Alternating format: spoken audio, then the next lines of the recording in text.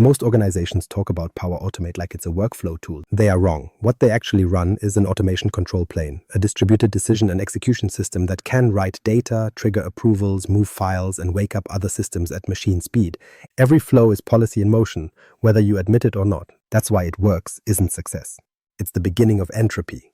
Outages, audit fights, invisible cost growth, and now AI agent sprawl. This will give you the executive mental model first, then the enforceable mechanics. Low code is not low engineering. The foundational mistake is simple. Teams treat the flow ran as the definition of success. That definition works for personal productivity. A flow that renames files, pings a channel, or copies rows into a spreadsheet has consequences, but they're local. The blast radius is you, your team, and maybe a SharePoint library that nobody admits they own anyway.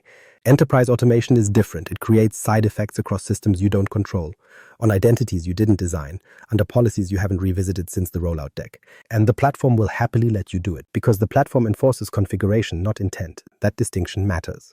Low code isn't less engineering. It's engineering without the cultural friction that normally forces someone to ask hard questions early. Who owns this? What happens when it fails? What happens when it runs twice? What happens when the connector throttles? What happens when the original maker leaves? In pro code, the difficulty of building forces design discussions. In low code, the ease of building removes them. So the organization gets what it optimized for: speed of creation, not quality of operation. Excellence in this context isn't how fast a team can assemble a flow. Excellence is repeatability under change. It's the ability to modify the automation when the business changes, when the connector changes, when the API changes, when identity rules change, when regulators change their mind, when Microsoft changes a default, and they will, constantly. A flow that works today but cannot survive change isn't a solution. It's deferred incident response. Now, the predictable pushback is, but low code is supposed to be agile. Governance slows it down. That's the comfortable story. It's also how governance becomes a cleanup project instead of a design constraint. Governance can't be bolted on after adoption, because the critical decisions are made at creation time. Which environment, which connectors, which identity, which data path, which ownership model, which logging surface, which retry behavior, which permissions. Those aren't decorations you add later. They are the physics of the system. Once you let the estate form organically, the estate hardens. You get thousands of small, convenient decisions that become permanent architecture, and every exception you tolerate becomes an entropy generator. Shared accounts, personal connections, flows that nobody can explain, retrees that hide root cause, branches that create non-enumerable behavior. This is why executives should care, even if they never open the Power Automate portal. Automation becomes operational dependency quietly. It doesn't announce itself as a tier 1 workload. It just shows up in the business process. Invoices route faster, requests get approved, onboarding happens, records sync, notifications go out. Then one day it doesn't, and suddenly a workflow tool outage is a business outage. Executives also care because cost becomes unpredictable, not because the platform is malicious, but because uncontrolled execution pathways create churn, flows that rerun, loops that burn calls, retrees that multiply load. The business didn't ask for more transactions. The automation manufactured them. And then there's audit defensibility. Auditors don't care that the maker had good intentions.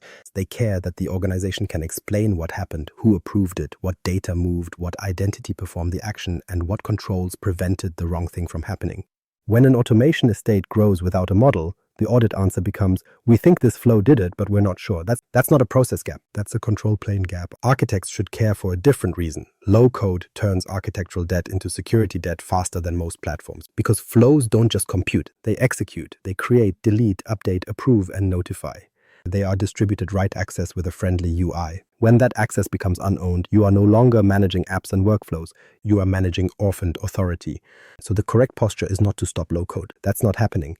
The correct posture is to treat it like what it is, an enterprise automation layer that needs the same things every execution system needs: clear intent, bounded blast radius, deterministic execution, observable behavior, and enforceable ownership. This episode starts with the mental model because without it, patterns sound like personal preference. Once the model is clear, the patterns feel inevitable. And that's the point. Next, the system needs a name, because when you call it a workflow tool, you govern it like a hobby. When you recognize it as a control plane, you govern it like infrastructure, what the automation control plane really is. Calling Power Automate a workflow tool is like calling Entra ID a login screen. It's not wrong exactly. It's just the wrong level of abstraction. The system you're operating is an automation control plane, a set of distributed controls that decide who can do what, with which data, through which connectors, in which environments, under which policies, with which logs, and with which failure behavior. That definition matters because it forces the right question. Not can we build the flow? Should this flow exist? And if it exists, what does it get to touch? In platform terms, the control plane is everything that shapes execution without being the business payload: identity, connectors, environments, data loss prevention policy, managed environments, solution packaging, connection references, environment variables, audit logs, and admin analytics. The data plane is the actual work. The message, the document, the record update, the approval, the ticket, the email, the API call. People obsess over the data plane because it's visible. Incidents are caused by the control plane because it's implicit. Here's what most people miss. Those pieces don't operate independently. They compile together into one machine. Identity is not just authentication. In this system, identity is authority. A connection is a delegated permission boundary. A connector isn't a convenience. It's an integration contract with its own throttles, behaviors, and failure modes. An environment isn't a folder. It's an isolation boundary with its own policy surfaces. DLP isn't a compliance checkbox. It's the connector graph you're allowed to traverse. ALM isn't bureaucracy. It's how you prevent someone clicked save from becoming a production change. And audit logs aren't history. They're your only defensible explanation when something goes wrong. The uncomfortable truth is this: Power Platform does not enforce your intent, it enforces your configuration. If you didn't encode the boundary does not exist. Your org chart does not exist. Your risk appetite does not exist. Your "that's not how we do it" does not exist. Only configuration exists. That's why policy exceptions are entropy generators. Every time someone says, just this once, let them use that connector, or just let the flow run under my account for now, the platform does not record your reluctance. It records the exception. Then the exception becomes normal because it works. Then it gets copied. Then it becomes template. Then it becomes the estate. Over time, the control plane drifts away from your original assumptions. Missing policies create obvious gaps. Drifting policies create ambiguity, and ambiguity is where incidents live. So when this episode says control plane, it's not being poetic. It's describing a real operating model: intent, decision, execution. Intent is what leadership thinks they bought. It's the business contract: what must happen, what must never happen, what data must not move, what identity must never approve its own work, what changes require review, what actions are considered side effects, what the blast radius is allowed to be. Decision is where you interpret intent against reality. This is classification, routing, triage, exception handling, and increasingly AI reasoning. It's probabilistic by nature. It makes guesses, it prioritizes, it may be wrong. That is not a failure. It's the design. Execution is where you must stop guessing. Execution is deterministic. It is rights, approvals, notifications, record creation, file movement, permission changes, side effects. Execution must behave like an industrial machine: consistent inputs, consistent outputs, bounded retries, and an audit trail that can survive an incident review. When you mix decision and execution in the same flow, you create conditional chaos. Probabilistic reasoning glued directly to deterministic side effects. That's how you get duplicate emails, double-created tickets, conflicting updates, and we don't know why it ran. And because the control plane is distributed, the chaos scales. A single bad retry policy isn't local, it becomes load on shared services. A single unowned connection isn't private, it becomes orphaned authority. A single DLP exception isn't isolated, it becomes a new pathway for data movement. This is the core misalignment. People design flows as if each flow is a self-contained script. In reality, each flow is a node in a tenant-wide authorization and execution graph. The platform compiles that graph from your configurations, whether you understand them or not. So the goal now is not better flows. The goal is a control plane that produces predictable automation, intent expressed clearly, decisions isolated where uncertainty belongs, and execution constrained where side effects happen. Once you adopt that model, excellence stops being a motivational word. It becomes a mechanical property you can enforce. Excellence as an architecture, not a goal. Excellence is usually where organizations hide vagueness. They say it when they mean we want fewer incidents, or we want to scale, or we want the auditors to stop asking questions. But in automation, excellence isn't a value statement. It's an architectural property. If the automation behaves deterministically under change, you get excellence. If it doesn't, you get entropy. And the platform doesn't care what you intended. It just runs what you built. So define excellence in terms the control plane understands: deterministic behavior, bounded blast radius, and explainable failure. Deterministic behavior means the same input leads to the same side effects. Not usually, not unless it retried, the same. When a run produces different outputs depending on timing, connector mood, or how many other flows are hammering the tenant, you don't have an automation system. You have a slot machine with admin permissions. Bounded blast radius means one automation can't take the rest of the estate with it. It can fail, it can be throttled, it can hit an upstream outage, but it cannot amplify into a tenant-wide performance incident because someone built an unbounded loop and called it robust. Explainable failure means a human can answer quickly what happened and why, not with folklore, with artifacts, a run history that reads like a narrative, a correlation ID that ties orchestration to execution, and an audit trail that doesn't require a multi-day archaeological dig through nested scopes and renamed actions. This is why executives should care. Automation doesn't stay in the productivity category. It becomes embedded in revenue processes, customer operations, compliance workflows, and financial approvals. Quietly. Then it becomes politically impossible to turn off. That's the trap. Leaders end up running a production system that nobody designed as a production system. And when an executive asks, why did this break? The worst possible answer is because someone changed a flow. That's not an explanation. That's an admission that change control never existed. Architects should care because this platform converts complexity into security debt faster than most engineering teams can track. Not because makers are reckless, because the system makes it easy to create authority pathways without understanding them. A flow with the wrong connector and the wrong connection reference isn't just misconfigured, it's a new write capability edge in your authorization graph. It can move data, it can approve, it can delete, it can exfiltrate, and if you can't name who owns it, you can't bound it, and you can't explain it, then you can't defend it. So excellence is not better standards. It's a model that makes failure boring. Now here's the part most people miss. Excellence collapses in 3 predictable ways. Not because of bad people, because of system behavior. First, complexity.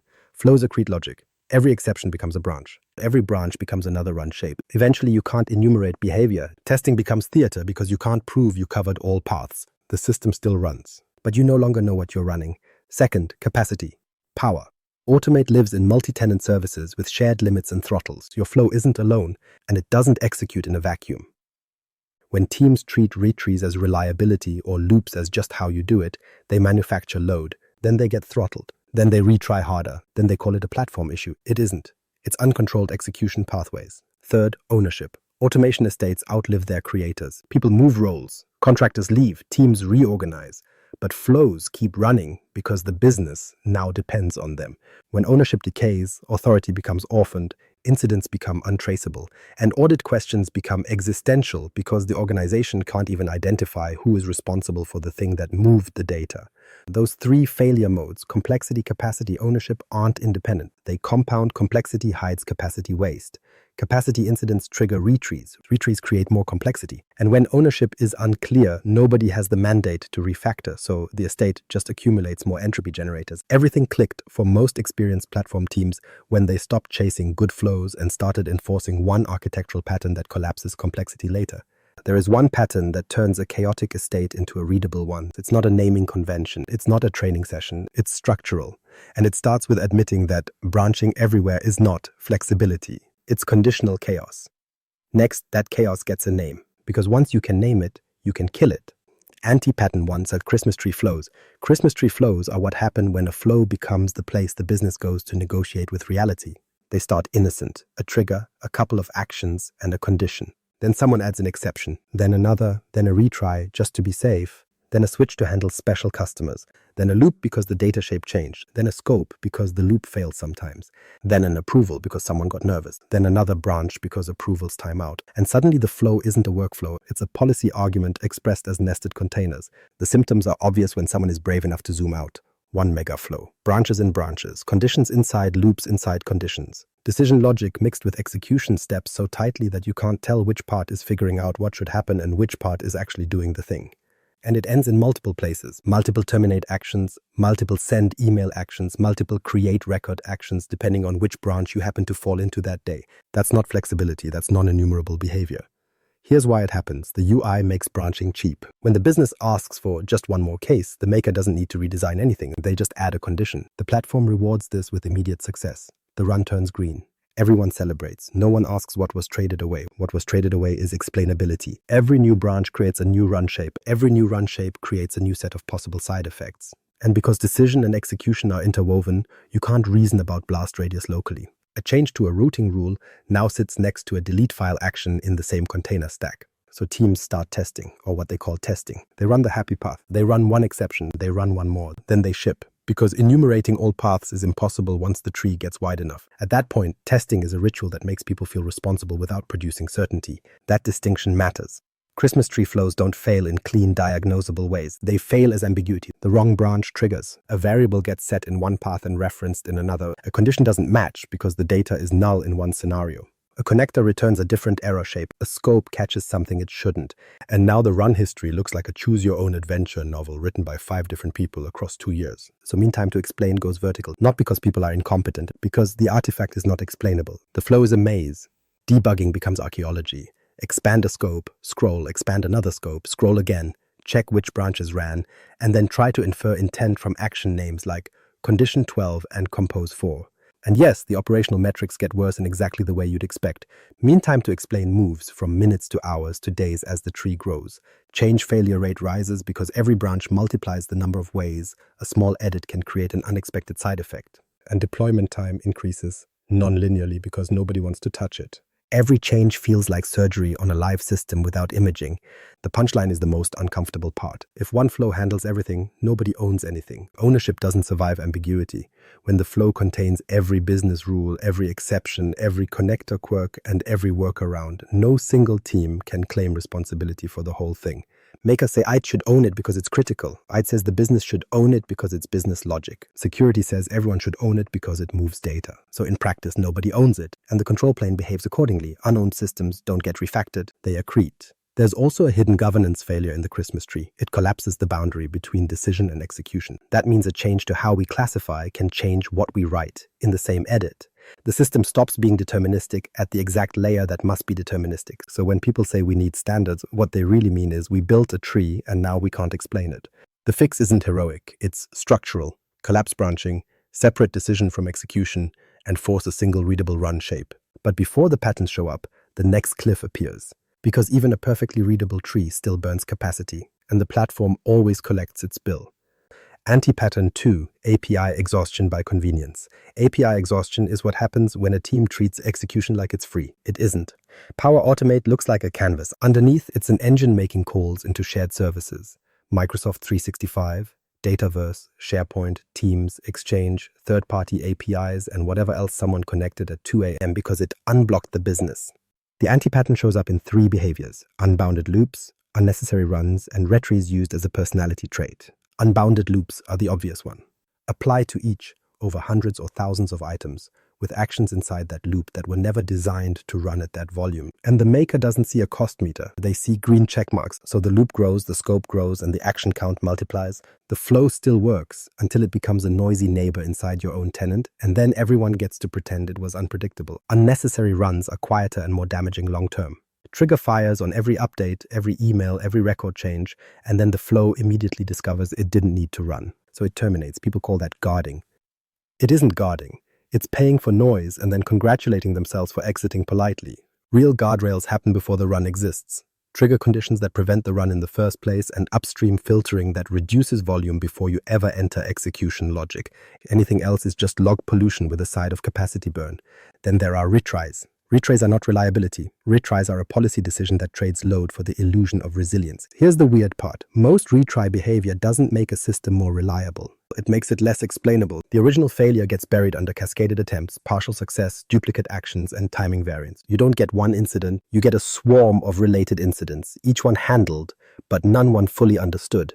That's how you end up with the worst kind of automation failure. Not it broke, but it kind of worked twice. Architecturally, API calls are shared capacity and a governance surface. That's the reframe. When one team's flows burn through connector calls, they're not just consuming their own budget. They're competing inside multi-tenant services. And multi-tenant services don't negotiate. They throttle. Throttling isn't Microsoft punishing you. It's the platform telling you your execution pathways are unbounded. But most teams interpret throttling as the platform is flaky, therefore they add more retries, therefore they create more load, therefore they get throttled harder. Conditional chaos, but at the capacity layer. This is where causation matters. The incident isn't caused by scale. Scale is just volume. The incident is caused by uncontrolled execution pathways, flows that run when they don't need to, loops that expand without ceilings, retries that multiply pressure, and designs that treat connector calls like internal function calls. They aren't. They're network operations with quotas, latency variance, and service-side limits you do not control. Executives should care because this is how automation produces hidden cost growth. The business didn't ask for 5x more transactions. The automation manufactured them. Extra runs, extra calls, extra retries, extra duplicate writes, extra downstream reconciliation. And the cost isn't only licensing, it's operational. teams burning hours chasing intermittent latency spikes, explaining why nothing changed right before it failed, and writing compensating flows to clean up the duplicate mess the first flow created.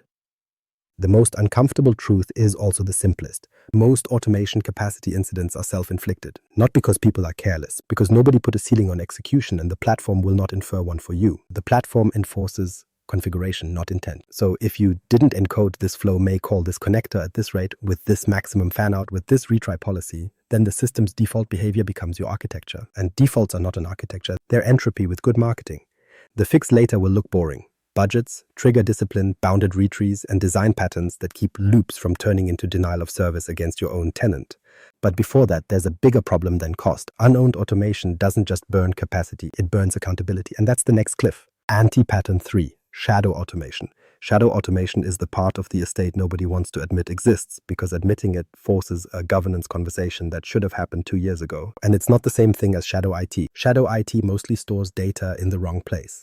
Annoying, risky, usually recoverable. Shadow automation executes. It moves data between systems. It creates and deletes records. It sends messages that look official. It approves things. It opens tickets. It closes tickets. It changes permissions. It does side effects at machine speed, with no human in the loop, and often with no one left who remembers why it was created. So the core symptom isn't secrecy, it's the absence of ownership. It looks like temporary flows that have been running since the last reorg. Flows built for a project that ended, but the flow stayed alive because nobody wanted to be the person who turned it off. Automations that are owned by an individual user account because it was faster than getting a service account. Connections that use someone's personal mailbox, someone's personal SharePoint permissions, or a connector authenticated by a contractor who left 6 months ago. And because it still runs, everyone pretends it's fine, until it isn't. Here's what most people miss. In Power Automate, the connection is authority. If the connection still works, the flow still has permission, even if the human behind that permission has moved roles, lost context, or left the company. That is orphaned authority. And orphaned authority accumulates silently because the platform doesn't feel shame. It doesn't ask, are you sure this still makes sense? It just continues executing your past decisions. Shadow automation is also why incident attribution collapses. When something breaks, the question is simple. What changed? In a healthy system, you can answer that. There's a release, a deployment, a version, a ticket, a change record, a known owner, a rollback plan. In shadow automation, you get none of that. The flow is in the default environment. It has been edited by 3 people. It uses a connector nobody remembers approving. The run history shows that it succeeded 9,000 times, failed 200 times, and retried another 400 times. Then someone asks, is this flow still needed?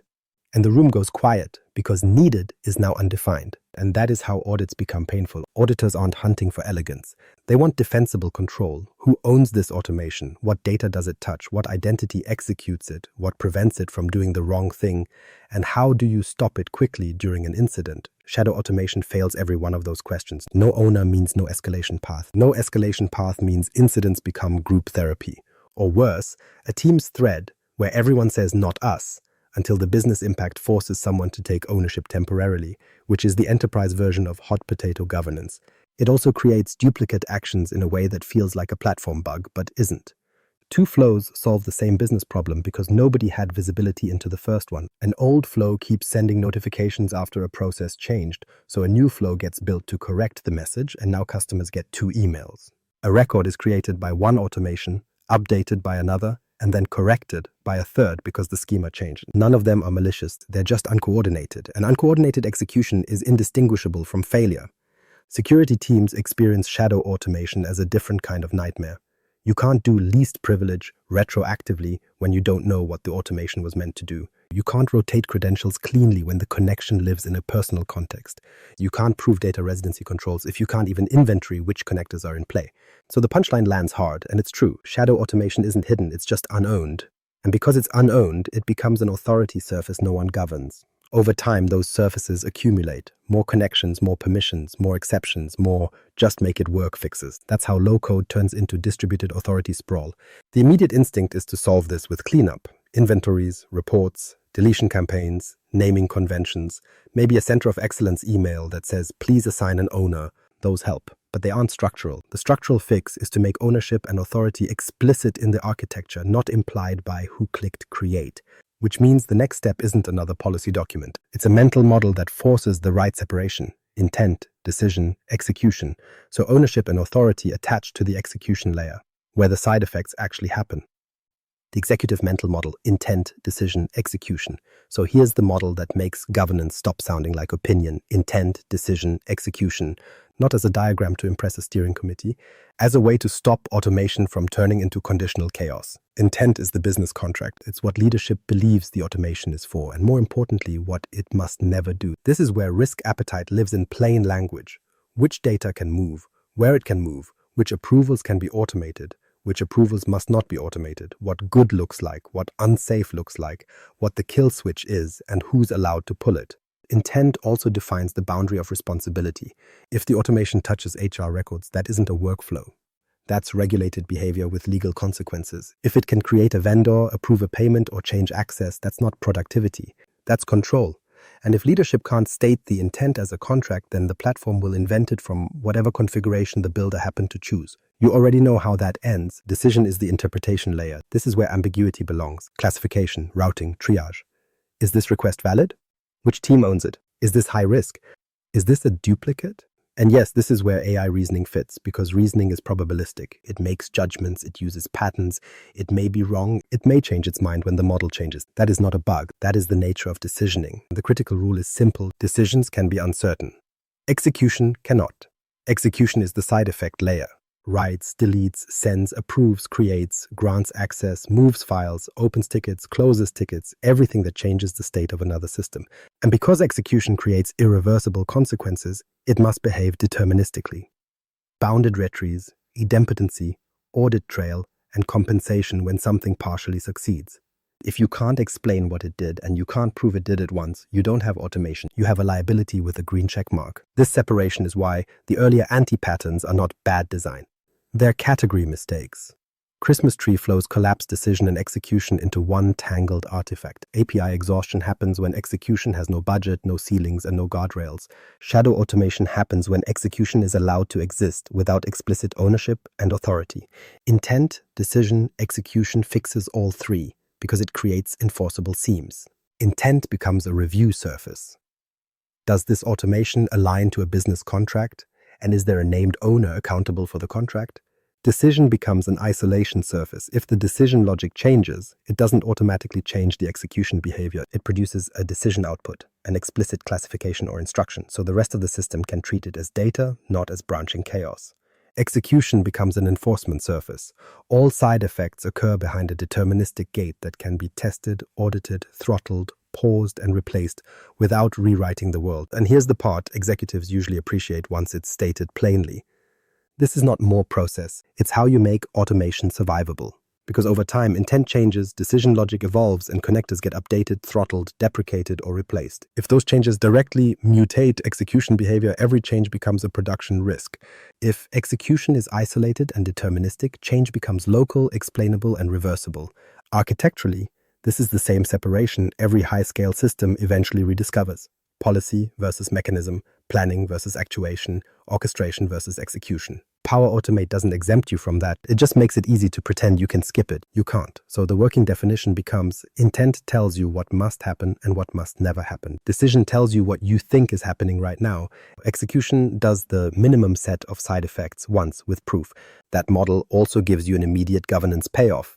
You can assign different accountability to each layer. Business leadership owns intent. Product or operations owns decision criteria and routing outcomes. Platform and engineering owns deterministic execution units, capacity budgets, and audit defensibility. No more shared guilt, real ownership. Now that the model is clear, the patterns stop being stylistic preferences. They become the mechanics of enforcing separation at scale.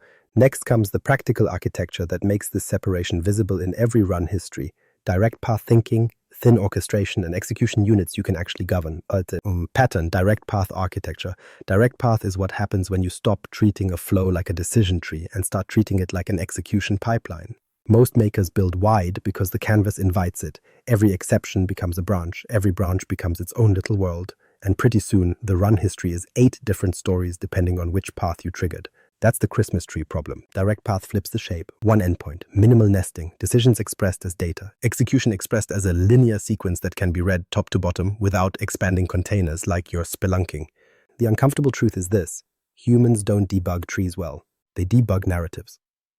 A direct path flow reads like a narrative. Guard, classify, set context, execute units, terminate once.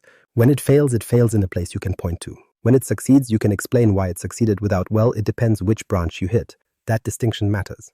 Direct path isn't less logic. It's logic moved out of branching and into explicit decision outputs. Instead of forking execution into 10 different branches, the flow decides once, stores the decision as a small set of values, then runs the same execution sequence with conditional no-ops where appropriate. In other words, decision doesn't create endless execution forks. Here's the architectural rule that makes it work. Decision can be complex. Execution must be simple. So a direct path orchestration flow does a few things well. It validates inputs early. It normalizes data into a predictable shape. It produces a decision artifact, classification, route, risk tier, whatever your domain uses. And then it calls deterministic execution units that perform side effects. If a given execution unit doesn't apply, the flow doesn't branch into a new universe. It just doesn't call that unit. That's how you collapse the number of run shapes. And the number of run shapes is directly correlated to mean time to explain. When you have one dominant run shape, the run history becomes readable. When the run history becomes readable, incident response becomes mechanical instead of interpretive. This is also why direct path isn't a developer preference. It's a governance enabler. A single endpoint gives you one place to enforce termination semantics, one place to stamp a correlation ID, one place to emit consistent logging, one place to apply a kill switch pattern, one place to measure latency and retrieve without doing forensic math across 20 branches. Executives like direct path for the reason they rarely articulate. It localizes impact. When a flow branches wildly, a small change can affect anything. When a flow stays on a direct path, a change typically affects one decision output or one execution unit. That's the difference between deployments are scary and deployments are boring. And yes, there's a measurable impact. MTTE drops because you stop scrolling through nested scopes trying to figure out which branch ran. Change failure rate drops because you're not duplicating actions across branches and forgetting to update one of them. And deployment time drops because people stop treating the flow like an artifact you don't touch unless you're desperate. Now, the common objection is, but branching is how you model real business complexity. No, branching is how you hide business complexity inside execution. Direct path still supports complexity. It just forces you to express it in one of two acceptable places, upstream in decisioning or downstream in isolated execution units. The main orchestration stays thin and readable because its job is not to be clever. Its job is to be explainable. This is where the diamond versus direct path idea is useful. But the lesson isn't the geometry. The lesson is that collapse is a design choice. You can build a flow that spreads and then reconverges, and that's already better than the Christmas tree. But the direct path goes further. It avoids the spread in the first place by turning different outcomes into different data, then using that data to call the right execution units. So the orchestration stays narrow, and narrow is governable. One more subtle payoff, direct path forces ownership boundaries to become explicit. When execution happens through child flows or execution units, you can assign owners to units, set API budgets per unit, and control side effects with policy. You can't do that when everything is buried inside one megaflow's branches. So if you want automation excellence to be a property of the estate, not a hope, direct path is one of the few patterns that makes the estate converge toward readability instead of drifting toward conditional chaos. But a pattern is only real if the organization can enforce it. And enforcing it requires the next discipline, design before build, so the path is intentional before the canvas tempts you into entropy. Design then build, the minimum viable design discipline. Direct path sounds like a pattern problem. It isn't. It's a design problem that shows up as a pattern problem because people build before they decide what they're building. And the platform encourages that. Power Automate's canvas is optimized for momentum, trigger, action, condition, done. The UI rewards movement. It doesn't reward intent capture. So teams treat design like paperwork, something you do after the flow exists when you already know it works. That is backwards. In an automation control plane, design isn't documentation. Design is the act of declaring boundaries before the system turns your defaults into architecture. If you don't declare boundaries, the platform will. And it will choose convenience every time. So the minimum viable discipline isn't a 40-page document that nobody reads. It's a short design step that forces the uncomfortable questions early while the flow is still cheap to change. The simplest useful design artifact has 4 parts. First, scope. What problem is this automation solving and what problem is it not solving? This sounds obvious until you watch a flow absorb just one more thing for 2 years. A written scope is not bureaucracy, it's a stop sign that prevents Christmas tree growth from becoming culturally normal. Second, systems touched, not SharePoint and Teams. Be explicit. Which tenant services, which line of business systems, which external APIs, which data stores. Because every system you touch adds throttles, failure modes, and audit obligations you don't get to ignore later. Third, data movement. What data crosses boundaries and which boundaries matter? Internal to the tenant, across environments, out to third parties, into email, into chat, into files. Whenever data moves, risk increases. That's not fear, that's physics.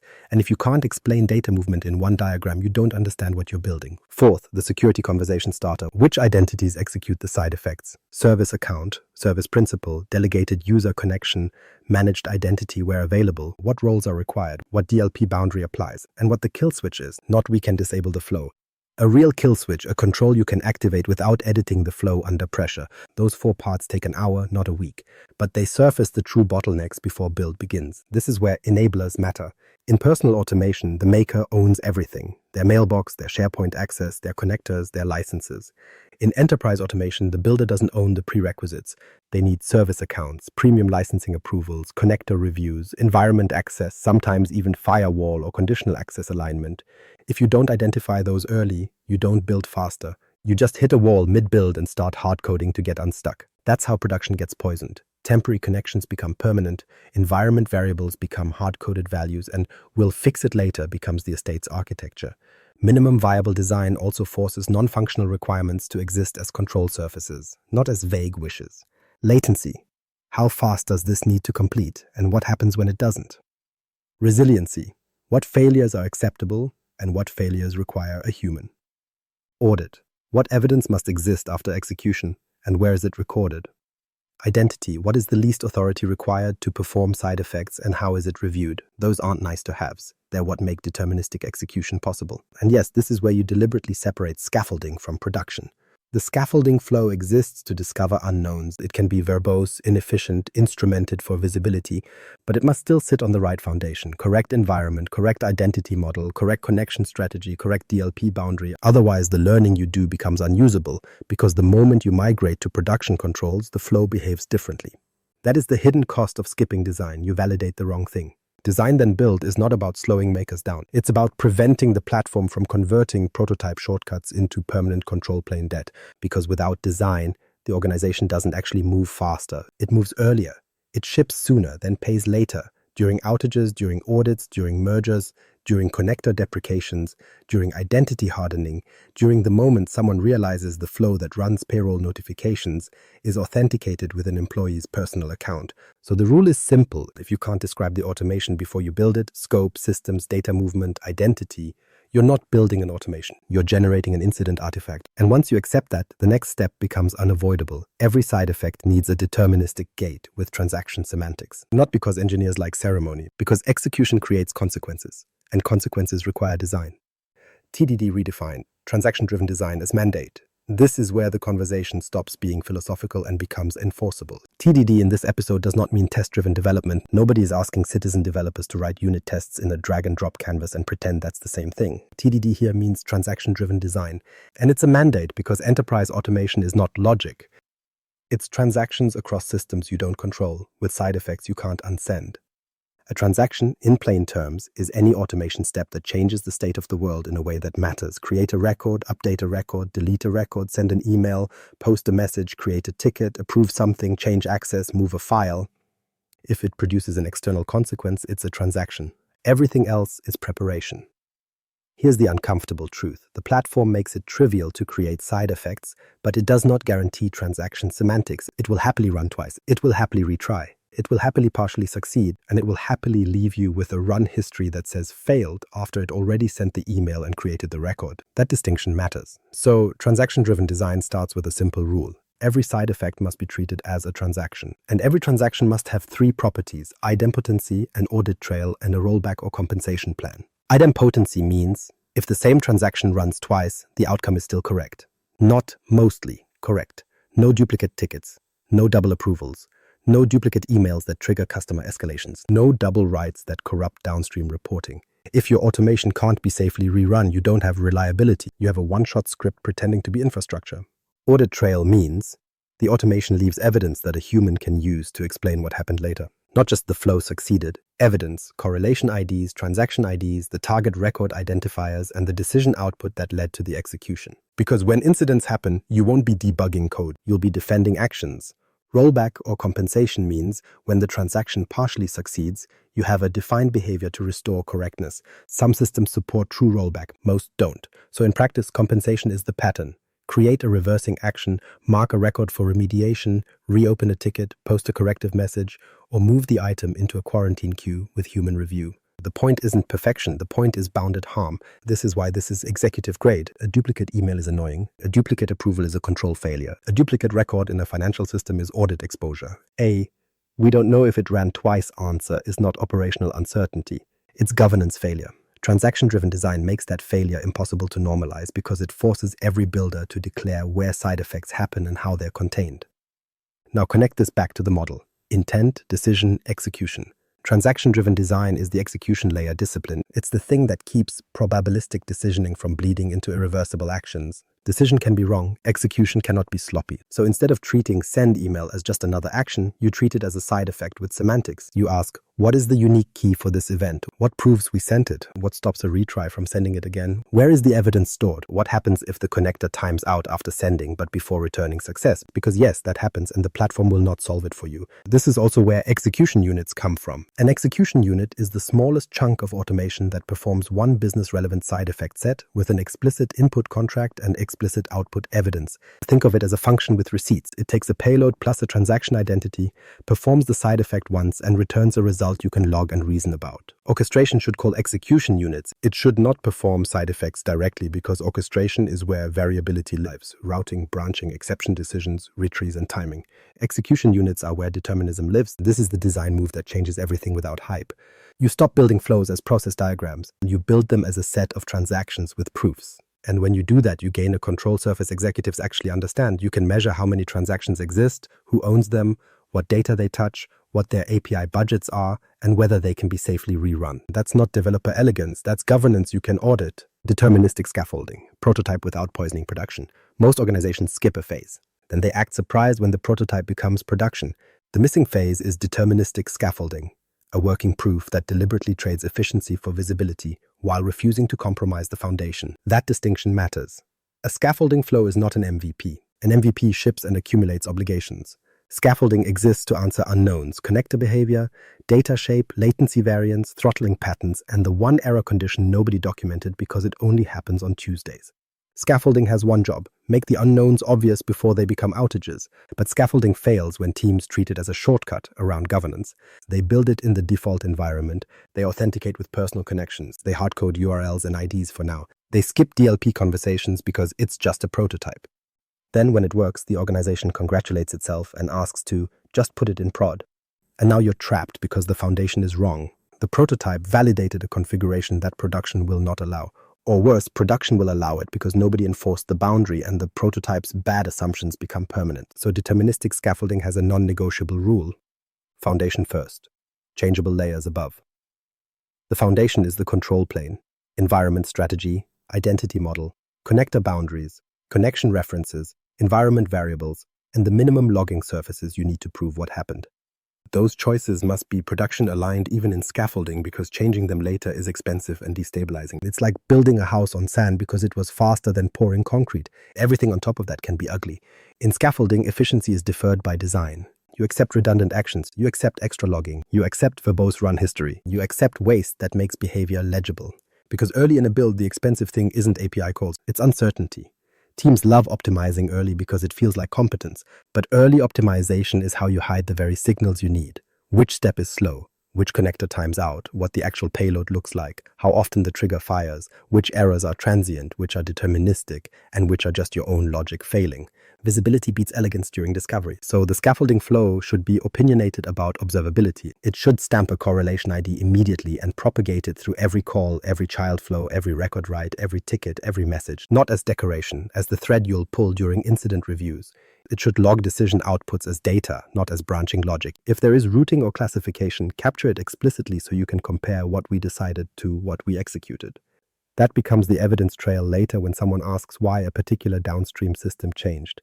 It should validate inputs early and fail fast when inputs are invalid, rather than limping forward and generating partial side effects. A prototype that kind of works is how you get the worst production incidents, half-completed transactions with no compensation plan. And yes, scaffolding should plan for exception handling without implementing every last branch. This is where most makers do the opposite. They add exception branches early because they're nervous. The flow becomes a Christmas tree before the core path is even stable. Then they can't see what failed because the error is swallowed in a scope that handles it by sending an email to someone who never reads it. Deterministic scaffolding plans the exception model as structure.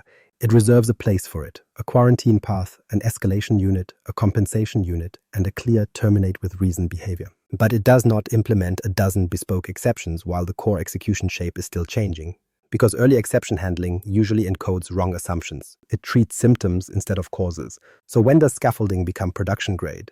There's a pivot point, and it's not when the business likes it. It's when the unknowns are resolved and the run shape stabilizes. Inputs are predictable. Connector behavior is understood, transaction boundaries are defined, and the decision outputs are explicit. At that point, you refactor. You remove visibility-only noise. You implement bounded retries as policy, not habit. You replace broad queries with targeted filters. You convert repeated blocks into execution units.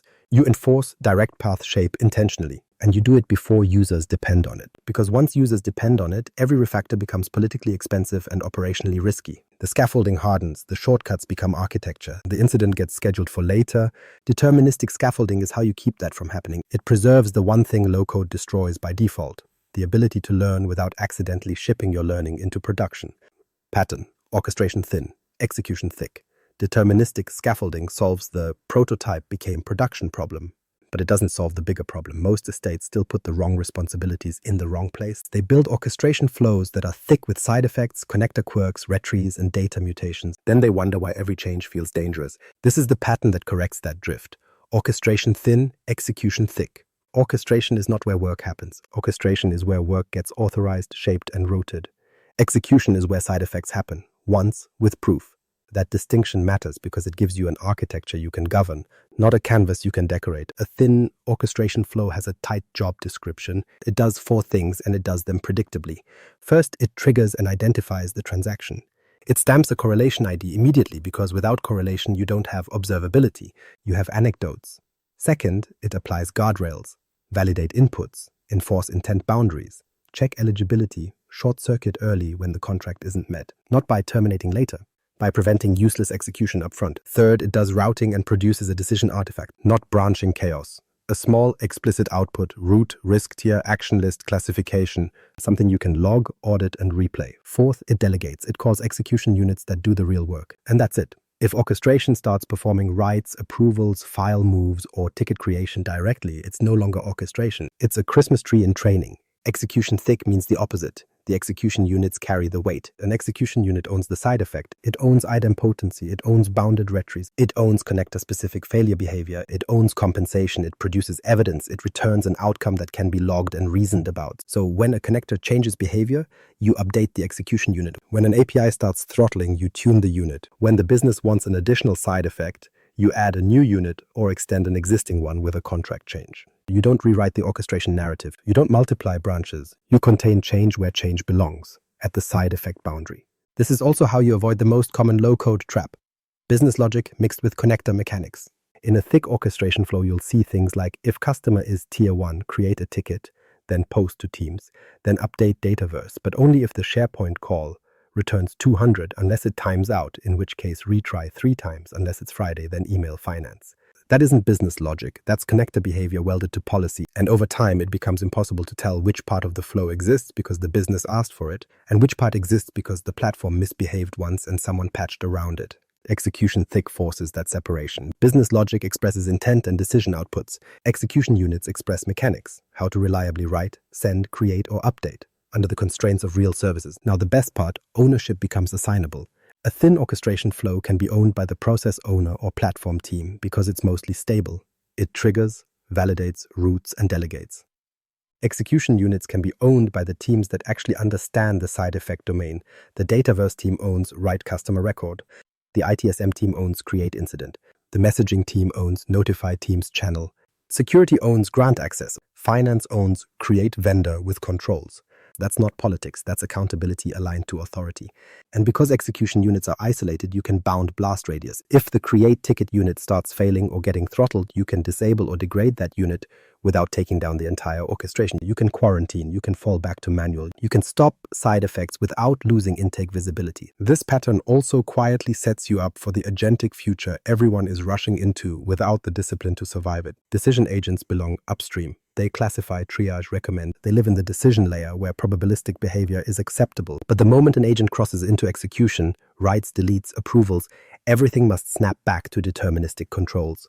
Execution units become the airlock. Structured inputs, strict permissions, bounded retries, and evidence trails. So when people say, we want AI to handle more, the correct architectural response is, fine. But it will only talk to execution through deterministic units that you can audit, throttle, and kill. Orchestration thin, execution thick is how you keep autonomy from becoming conditional chaos. It's not a stylistic preference, it's entropy management. And once it's in place, child flows stop being a convenience feature. They become the execution architecture. Pattern. Child flows as execution units. Child flows are where most Power Automate estates either become governable or they become a distributed mess with nicer diagrams. Used correctly, child flows are not reusable chunks.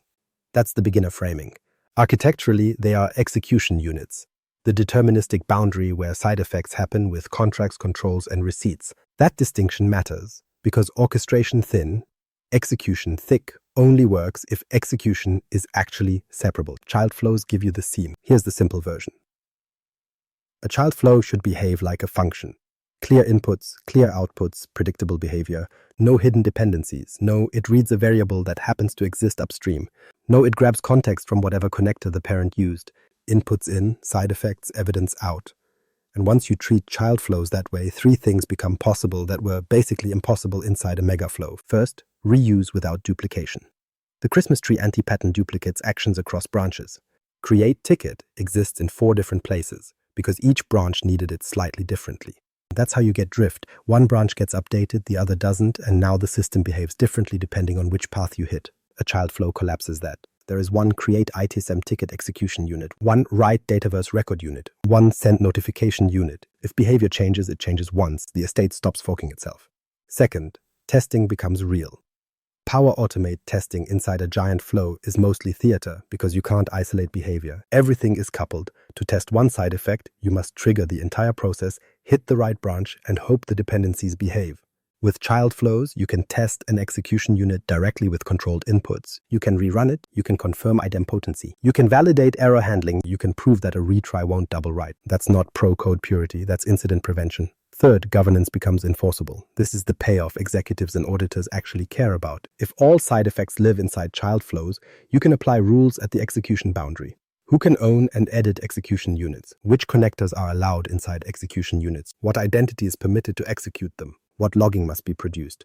What the retry policy is? What the compensation path is? A child flow becomes a control surface, a place you can enforce intent through configuration, because you've made the place where intent turns into action explicit. Now, there's a trap here, and most teams fall into it. They turn child flows into microflows for everything. One child flow to pass JSON, one to set variables, one to format a string, one to check a condition. 50 child flows later, nobody can trace execution, and the run history becomes a set of nested invocations that reads like a dependency graph designed by a committee. That isn't modularity, that's sprawl with better naming. So the rule is blunt. Child flows are for side effects. If the step doesn't change the state of another system, it probably doesn't deserve to be an execution unit.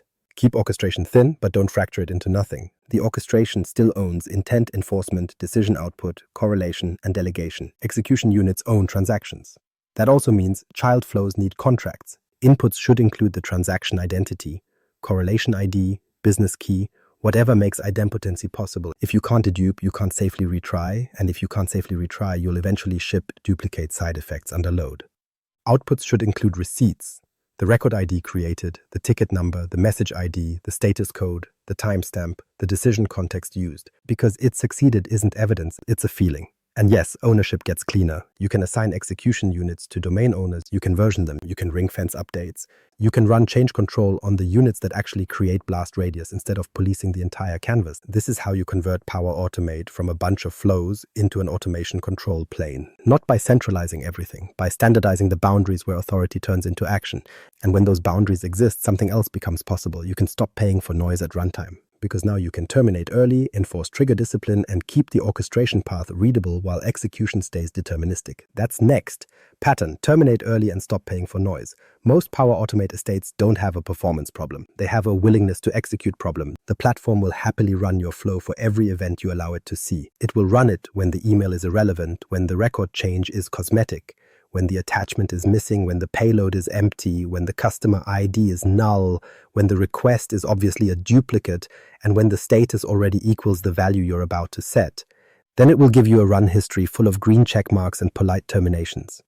And you will pay for all of it: capacity, API calls, connector quotas, log volume, and human attention during incident response. So this pattern is simple: terminate early and stop paying for noise. But terminate early has two different meanings, and most teams only implement the expensive one. The expensive version is let the trigger fire, run 10 actions, then realize you didn't need to run, then terminate. That's not early, that's late with manners. The cheap version is prevent the run from existing. Trigger conditions are the actual guardrail. They block the run before the engine spins up. They keep run history clean. They reduce capacity burn. They prevent noisy neighbor behavior inside your own tenant because the automation never joins the competition for shared resources. And this is where governance becomes real. If you don't enforce trigger discipline, you are accepting uncontrolled execution as your default. You are choosing entropy. Once a run exists, early termination still matters, but it's a second line of defense. This is where one-sided conditions earn their keep, not branching logic, escape hatches. If the input doesn't meet the contract, terminate with a reason code and stop. If the item is already processed, terminate and stop. If the decision layer classifies the request as manual review, terminate and hand off. If the downstream system is in a known outage state, terminate and quarantine rather than hammering it with retries. That's deterministic behavior. The flow exits on purpose, not by accident. This pattern also fixes a subtle audit and operations problem: ambiguous runs. When a flow runs and does nothing, it still leaves a trace. But that trace is confusing. Auditors and incident responders see a run and assume it mattered. Operations teams see hundreds of daily runs and can't distinguish meaningful execution from noise. So they either ignore the logs, which is what everyone does until the day they can't, or they waste time interpreting runs that should never have existed. Noise is not neutral, noise is cost and confusion. So the architectural rule is, if a run will do nothing, it shouldn't run. That means pushing conditions as far upstream as possible. Filter at the trigger, filter at the connector query, reject before loops, reject before child flows. And if you're calling execution units, don't call them just in case. Call them only when the decision artifact says they apply. Now, about retries, because teams keep using retries as therapy. Retries are not a developer convenience. They're part of your reliability policy, and they belong to the execution layer, not the orchestration layer. Orchestration should not retry side effects blindly. Orchestration doesn't know if the side effect already happened. It only knows it didn't get a clean success response. Retrying at orchestration is how you manufacture duplicates. Execution units can retry because they can implement idempotency. They can check whether the transaction already applied. They can bound retries by policy. They can back off. They can emit receipts. They can stop. That's the difference between resilience and churn. So the rule is blunt. If you can't prove an action is safe to retry, you're not retrying. You're doubling down. And when you stop paying for noise, the platform's behavior gets less mysterious. Latency becomes explainable because you're not competing with your own useless runs. Throttling becomes a meaningful signal because you're not flooding connectors with irrelevant calls. Run history becomes readable because most runs now represent actual work, not a trigger that fired because someone edited a description field. Executives will like this pattern for the simplest reason.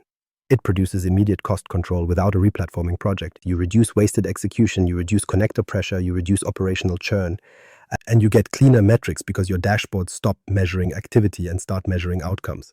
Architects will like it because it restores determinism.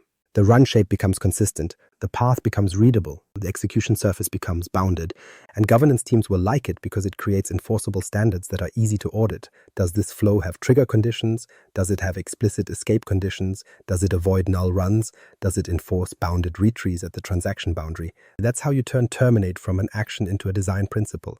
Next, there's an even cheaper way to stop paying: eliminate actions that never needed to exist in the first place by doing work in expressions, not API calls. Pattern: expressions before actions. Expressions before actions is the point where a low-code estate either grows up or it keeps paying an invisible tax forever. Because actions aren't steps, they're calls, they're latency, they're quota consumption, they're run history noise.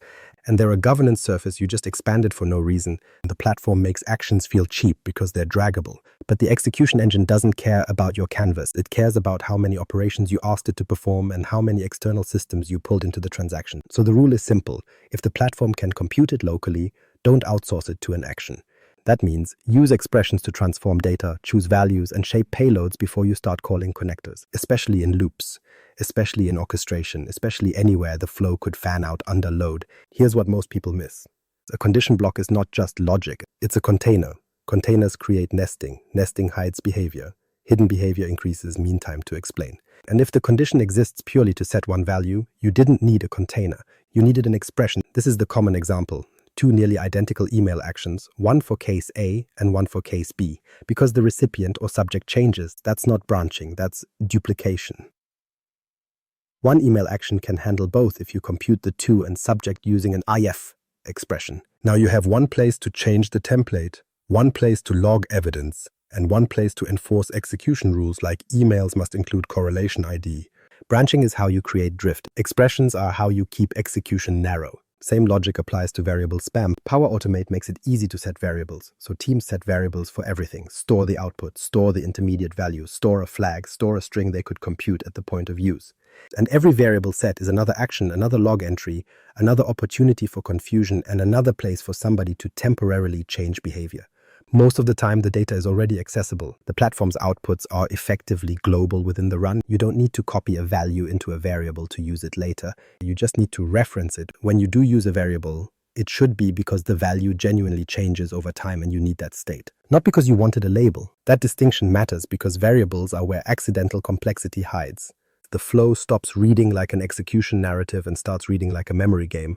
Then there's filtering, which is where estates light money on fire without even realizing it. If you see get items and then filter array right after, you're usually looking at waste. You pulled too much data, then you paid more actions to throw most of it away, and then you looped over what's left anyway. Filter upstream, use the connector query options where they exist, reduce the payload before it enters your flow. The cheapest loop iteration is the one that never happens. And when the connector can't filter the way you need, still prefer expressions that shape the dataset once rather than action patterns that explode per item. Select, join, coalesce, equals, and substring operations don't need to be actions in many cases. They can be computed inline. This is where teams get nervous about readability, and that fear is valid.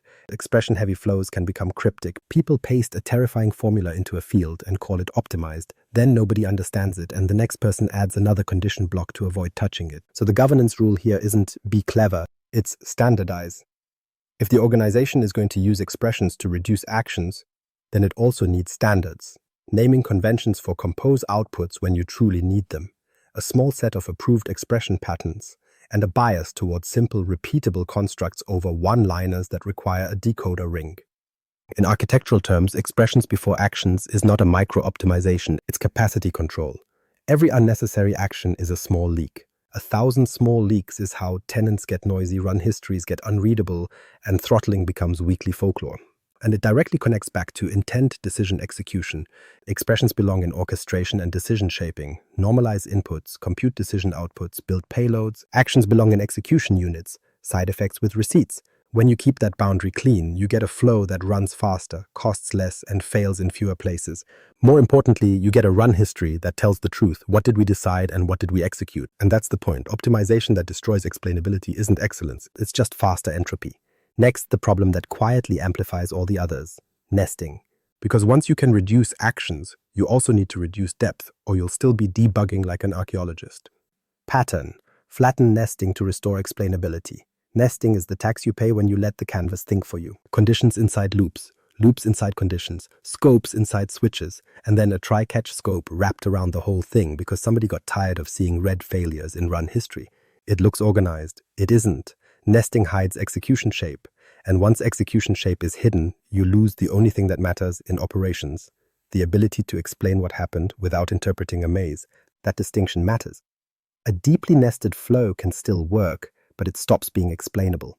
And once it stops being explainable, mean time to explain rises, ownership evaporates, and every incident becomes a debate about which container did what. Flattening nesting is how you take that power back. The goal isn't to eliminate all containers. The goal is to make the run shape readable, predictable, stable, so a human can scan a run and understand what did we decide, what did we do, and where did it fail. Here's the foundational misunderstanding. Makers think nesting is structure. It's not.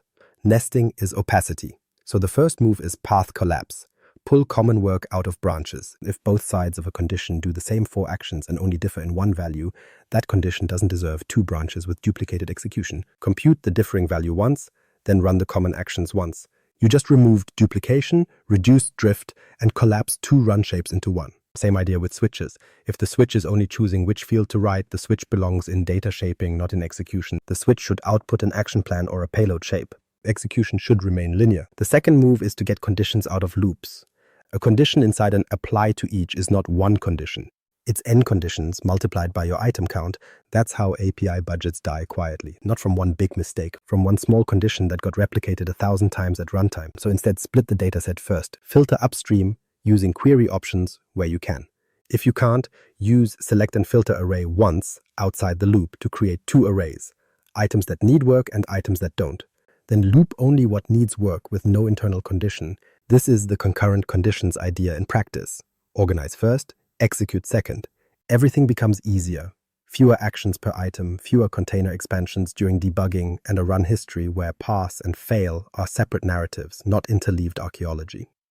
The third move is to stop using scopes as emotional support. Scopes are useful for grouping a transaction boundary and for controlling run-after behavior. But when scopes become the default way to organize, you create hidden life cycles, actions that only exist inside a scope that only exists inside a branch that only runs in one case.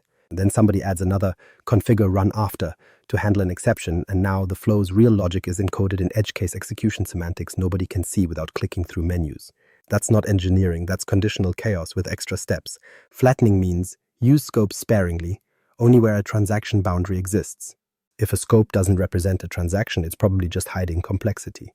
The fourth move is to make termination visible and singular. Deep nesting often creates multiple endpoints. Termination actions sprinkled across branches, scopes, and loops. That makes it impossible to answer a basic question during an incident. Did this run complete cleanly, or did it exit early because it hit an escape condition? A flattened flow has one endpoint and one clear termination pattern. Early exits happen through explicit escape hatches that terminate with a reason, and the rest of the flow continues on a single dominant path. That gives you explainability back, and it aligns perfectly with direct path. One narrative, one shape, one place to look for what happened.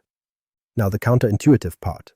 Flattening doesn't necessarily mean fewer actions on the canvas. Sometimes it increases visible steps because you're pulling things out of containers and making them explicit. But operationally, it reduces complexity because you've reduced depth, reduced run shape variation, and reduced the number of hidden behaviors that only show up at runtime. Executives don't care about nesting. They care about predictability. Architects care about nesting because nesting is how complexity becomes unbounded.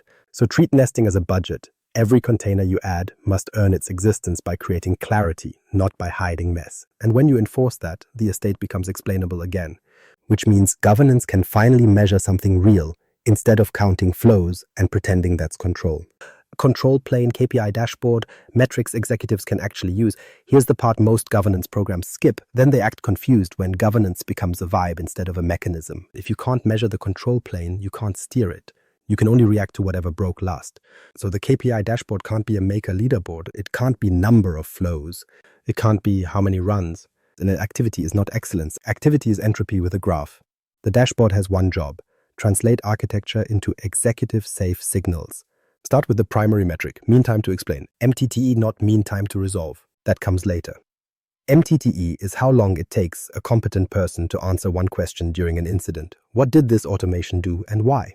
If MTTE is high, everything else is theater. You can't do reliable incident response, you can't do audit defense, and you can't do change control because you can't predict impact. And MTTE isn't a platform limitation, it's a design outcome. Direct path lowers it, flattened nesting lowers it, thin orchestration lowers it, execution units lower it, orphaned megaflows raise it. So you measure MTTE as a health signal, median and 95th percentile, by environment and by business domain. You don't need perfect math, you need directional truth. Second, ownership coverage. What percentage of automations have a named business owner and a named technical owner plus an escalation path? Not who created it. Owner means accountable for intent and accountable for execution. If the percentage isn't near total for anything running in production, you don't have an automation program. You have distributed risk with plausible deniability. And you can make this measurable fast. Runs in last 30 days versus has owner metadata. Anything that runs and has no owner is an entropy generator. It should be quarantined, reassigned, or killed. Third, deterministic gates coverage. This is the metric that proves you actually adopted intent, decision, execution instead of talking about it. What percentage of side effects occur inside execution units you can audit? In plain terms, how many writes, sends, creates, and approvals happen behind child flows or explicit execution boundaries versus directly inside orchestration logic. This can be rough. You're not writing a dissertation, you're building a steering signal. Are we consolidating authority into governable seams, or are we still letting every maker embed side effects wherever the canvas made it convenient?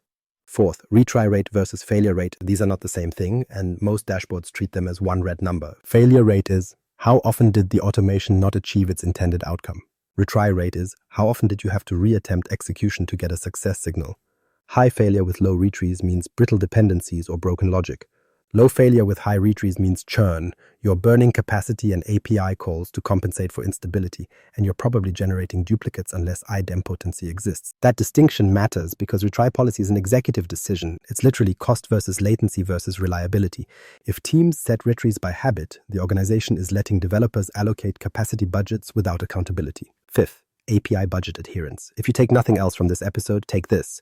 APIs are shared capacity. They are a governance surface. They are a cost surface. They are a stability surface. So you measure call volume per automation, peak call rate, and budget breaches. You don't need to shame teams. You need to detect runaway execution pathways, loops that exploded, triggers that are too permissive, retries that turned into storms. And when a budget is breached, the response shouldn't be increase the limit.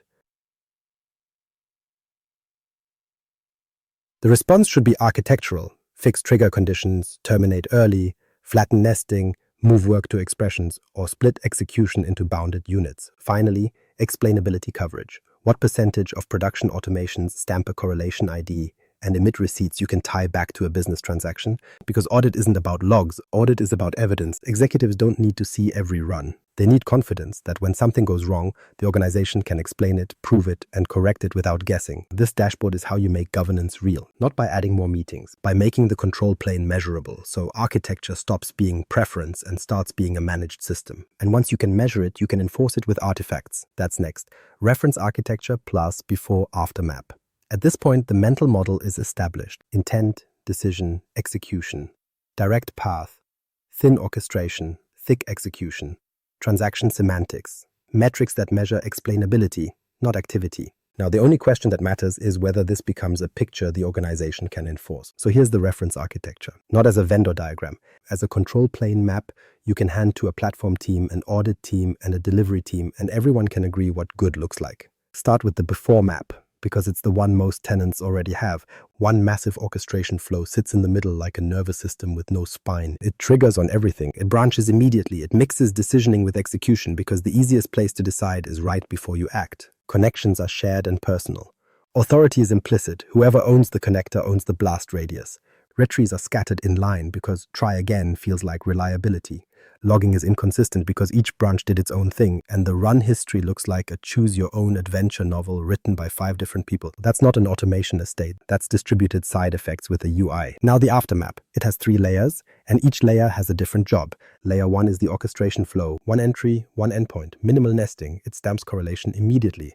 It validates the contract. It produces a decision artifact, root, risk tier, action list, whatever you use to express intent as data. Then it delegates. It does not perform side effects directly. Layer 2 is decisioning, and this is where AI and classification can live without contaminating execution. If you use Copilot, a classifier, or an agent, it produces outputs. It does not write records. It does not send emails. It does not create tickets. It does not approve anything. It only answers the question, what should happen, and under which constraints. Layer 3 is execution. Child flows as execution units, deterministic, idempotent, receipt producing. Each unit owns a side effect boundary and returns evidence, record IDs, ticket numbers, message IDs, and a status you can interpret. Retries live here because retries are only safe where idempotency exists. Compensation lives here because partial success is inevitable in distributed systems. If you want the simplest visual, the before map is a tangled ball. The aftermap is a straight line with a few callable blocks. That's path collapse. And path collapse is the real output of this episode. Because once the path collapses, everything else becomes enforceable. Ownership, budgets, audit trails, kill switches, and change control. Now add the control plane reality most people ignore, connectors and identity. In the before map, the connector is a convenience. In the after map, the connector is an authority boundary. Execution units should use controlled identities, service accounts, service principals, managed identities where available, and connection references that can be rotated and audited. Orchestration should not depend on a human's delegated access to production systems. That's not automation, that's a resignation letter waiting to happen. The architecture also needs zones because one set of rules is how governance dies. A green zone exists for experimentation, personal productivity, prototypes, scaffolding, learning. It has guardrails, but it's optimized for speed. And it has an expiry model, because prototypes should die if they don't graduate. An enterprise zone exists for execution, production automations with side effects. That zone requires the patterns: direct path shape, thin orchestration, execution units, explicit identities, API budgets, and an ownership model that survives staff churn. This is where the keyline belongs because it stops governance from becoming performative. These artifacts aren't documentation, they are enforcement surfaces. A reference architecture is an enforcement surface because it defines allowed shapes. A before-after map is an enforcement surface because it makes drift visible. A control plane KPI dashboard is an enforcement surface because it makes outcomes measurable. Zoned governance is an enforcement surface because it lets you say yes to experimentation without letting it become production by accident. And once you have this, you can stop arguing about best practices. You can just ask one question: does this automation conform to the reference architecture of the zone it's running in? If the answer is no, it doesn't ship. Not because someone is mean, because the system will eventually extract payment and it always collects with interest. Next, this gets real with a case. Explainable automation beats smart automation every time. Case study. Explainable automation beats smart automation. A global services organization built an intake automation to route requests and update downstream systems, ITSM tickets, a Dataverse tracker, and a couple of line of business APIs. It started as a reasonable goal: reduce manual triage and speed up fulfillment. Then Copilot arrived. So they did what everyone does. They embedded smart classification directly into the flow and let it drive execution. The orchestration flow triggered on every request, branched immediately into routing logic, then performed the writes in line: create ticket, update Dataverse, notify teams, email the requester, and sometimes open an approval. Retries were sprinkled everywhere because it improved reliability. Ownership was fuzzy because the flow touched multiple domains, so everyone assumed someone else owned it. It worked until it didn't. They started seeing intermittent latency spikes during peak hours. Sometimes the ticket was created, but the Dataverse record failed. Sometimes the Dataverse record existed, but the Teams message didn't. Sometimes the flow failed, but still sent the customer email, so support got a follow-up for work that never actually happened. And when incidents hit, the run history was a forensic exercise. Dozens of branches, nested scopes, and run-after behavior that encoded policy in places nobody remembered. MTT wasn't an hour, it was multiple days because nobody could answer the first question: what did this run actually do? So they didn't rewrite the automation. They changed the architecture. First, they separated decision from execution. The decision layer produced a classification output only: intent category, priority, required actions, and risk tier. That output was logged as data with a correlation ID. It did not write to downstream systems. It did not send notifications. It did not create tickets. It simply produced a decision artifact that could be reviewed later. Then they rebuilt the orchestration flow as thin: one path, one endpoint, validate the input, stamp correlation, call decisioning, then delegate to execution units based on the decision artifact. No branching explosion, no inline side effects. Finally, they pushed every side effect into deterministic child flows: execution units with transaction identity, idempotency, receipts, and bounded retry policy. Create ITSM ticket, returned a ticket number. Write Dataverse record, returned a record ID. Notify teams, returned a message ID. Each unit wrote evidence back to a single log surface keyed by correlation ID so they could answer what happened without scrolling through a maze. The outcomes weren't magical, they were mechanical. Latency dropped materially because they removed redundant connector calls and stopped retry storms from competing with legitimate work. Failure rate dropped because side effects became idempotent and compensation paths existed for partial success. MTTE dropped from multi-day interpretation to under an hour because the run shape became stable and the evidence became searchable. And costs dropped because API churn stopped being treated as an acceptable tax for reliability. The proof point wasn't that the automation became smarter, it became explainable. And explainable systems are the only ones that survive audits, outages, and executive scrutiny. Conclusion. Excellence comes from separating probabilistic decisioning from deterministic execution, then enforcing that boundary with architecture you can audit. In the next 30 days, mandate execution-only child flows for all side effects, set explicit API budgets with retry limits as policy, and run an automation review board that checks ownership, authority, and a real kill switch before anything ships. If you want the templates and patterns, connect with Mirko Peters on LinkedIn and leave a review on the podcast with what you want next: agents, CMK, tenant isolation, or COE metrics.